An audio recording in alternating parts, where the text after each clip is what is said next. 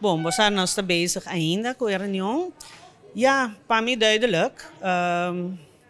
O QR-code é necessário agora aqui para começar por draaien um tiki. Me nota que a intenção tá para manter assim aqui para vacunação so forever.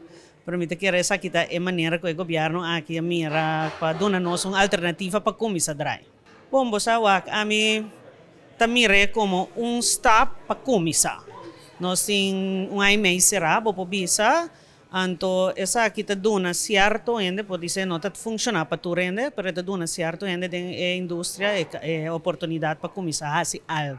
Com que vai bem, então, ora bota den drive, bota criatividade tá em voeding, e ora bom aí desse ponto traz desse ponto, tá opi difícil para bo vai deep assim, para bo que da busca e tá inovativo.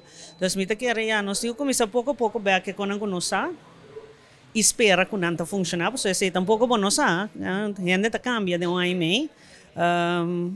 Nós estamos acostumados a estar na casa, que coisa vai passar, vou dingar sali te laat.